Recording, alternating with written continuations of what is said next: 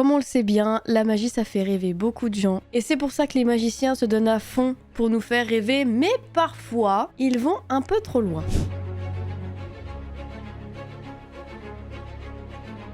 Aujourd'hui, on va parler de certains tours de magie qui ont malheureusement mal tourné. Je suis désolée pour ma voix un peu nasillarde, mais je sors de maladie. J'ai un peu une voix de canard. J'espère que ce sera pas dérangeant pour la vidéo. On va commencer par Harry Houdini.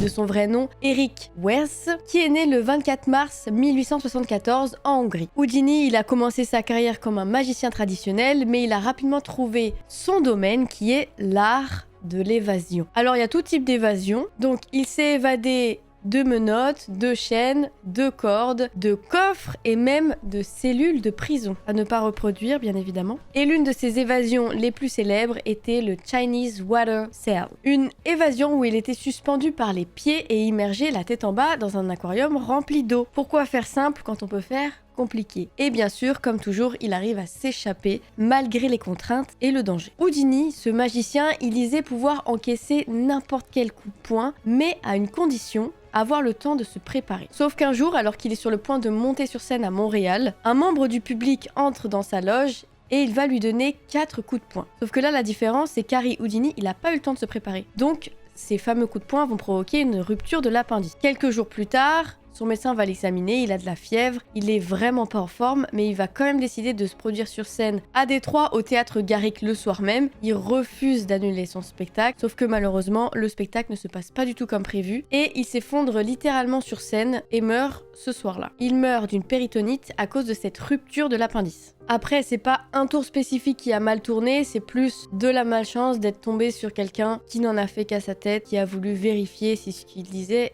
était vrai en dehors de la scène. C'est plutôt une mauvaise rencontre, autre chose.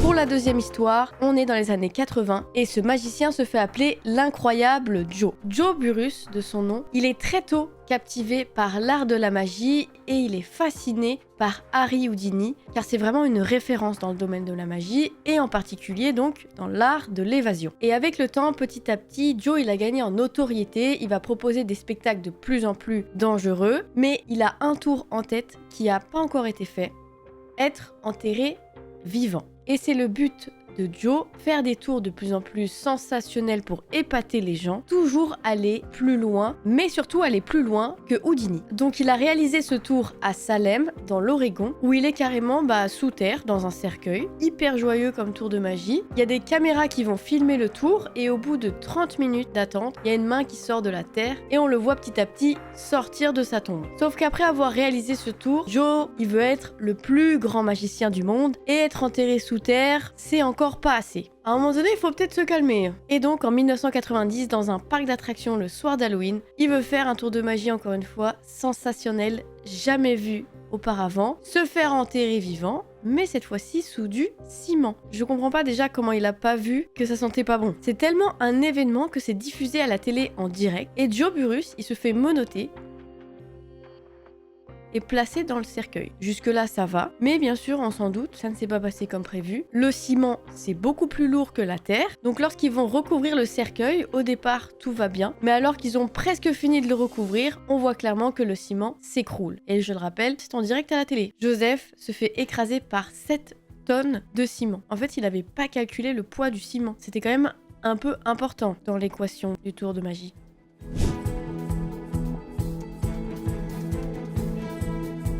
Charles Rowan, également connu sous le nom de Car the Magician, c'est aussi un artiste d'évasion, décidément, ils aiment tous s'évader, mais aussi cascadeur sud-africain du début du XXe siècle. Sa spécialité donc c'est les évasions extrêmes et les cascades dangereuses, souvent jouant avec le feu. Comme les autres, il s'évade alors qu'il est en danger. Ils aiment beaucoup affronter le danger, s'évader, tout ça. Il y a un truc, les magiciens aiment vivre dangereusement, j'ai l'impression. Rowan, il a commencé sa carrière en Afrique du Sud, il va se faire une réputation là-bas, il va commencer à gagner en notoriété, attirant le public pour ses cascades qui défient la mort, encore une fois.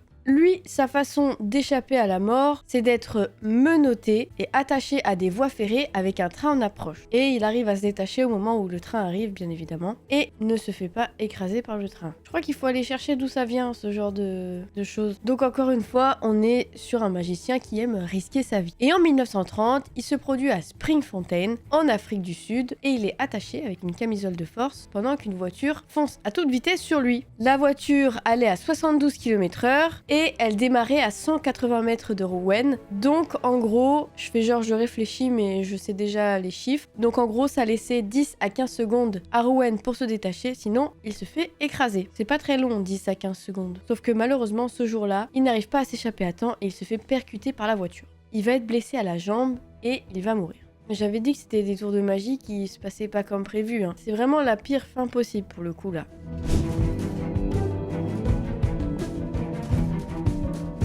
Royden Joseph Gilbert Raison della Genesta était un illusionniste et encore une fois, est-ce qu'on est étonné finalement, un artiste d'évasion. C'est un Américain connu sous le nom de scène Genesta. Et donc, lui, il a commencé la magie vers 1890 après avoir vu un spectacle de magie dans une école à Foxburg en Pennsylvanie. Suite à ce spectacle, bien sûr, il va avoir envie de devenir magicien. Il va se faire appeler le sorcier des merveilles.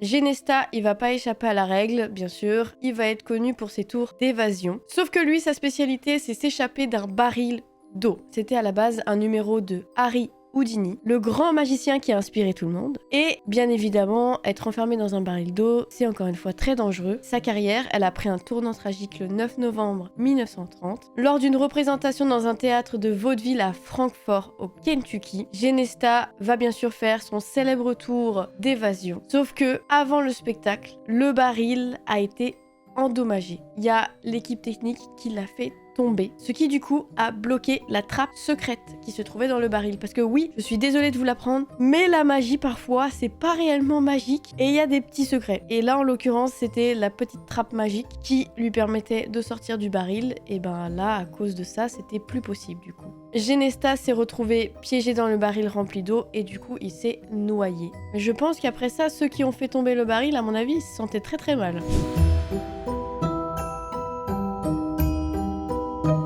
William Ellsworth Robinson, né en 1861 dans le comté de Westchester. C'était le premier de 3 enfants d'une famille d'origine écossaise et il a grandi à Manhattan. Et son père, qui était un artiste de variété, lui a appris des tours de magie. Et à 14 ans, c'est quand même assez jeune, Robinson, il va commencer sa carrière de magicien et il va se faire appeler Robinson, the Man of Mystery. En vrai, ça doit pas être facile de choisir un nom de magicien. Parce que la limite entre le stylé et le ridicule, je pense qu'elle est très très fine. Enfin quoique, aujourd'hui il doit y avoir des générateurs de noms de magiciens sur internet. Bref, retournons à nos moutons. En 1900, il va apprendre qu'aux Folies Bergères, à Paris, il cherche un magicien chinois. Donc Robinson, il va se faire appeler Sheng Ling Su.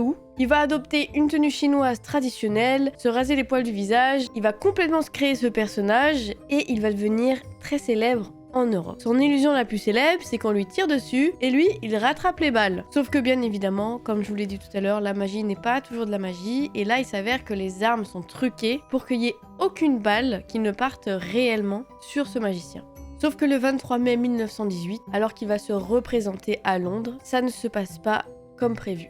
Un assistant va lui tirer dessus comme prévu avec une arme modifiée, mais il y a une explosion de poudre dans l'arme qui va projeter une balle pour de vrai et qui va atterrir dans le poumon de Robinson. Il va se mettre à parler anglais, chose qu'il n'avait jamais fait en public vu son personnage, et il va être emmené à l'hôpital, mais malheureusement va décéder le lendemain matin. Des tours de magie qui ont mal tourné, il y en a eu énormément, mais là, ça a vraiment très très mal tourné, ça pouvait pas être pire. J'étais un peu rassurée en faisant les recherches parce que finalement, il y en a pas beaucoup de récents, c'est beaucoup des histoires anciennes. Je pense qu'après ça, les magiciens font peut-être un peu plus attention ou alors qu'ils vont peut-être un peu moins loin dans les performances pour tout simplement rester en vie. C'est pas plus mal parce que c'était vraiment la bataille de celui qui va faire le truc le plus risqué. Voilà, j'espère en tout cas que cette vidéo vous aura plu. Que si vous voulez devenir magicien, faites-le mais faites attention. En tout cas, je vous dis merci d'avoir regardé cette vidéo et on se dit à demain.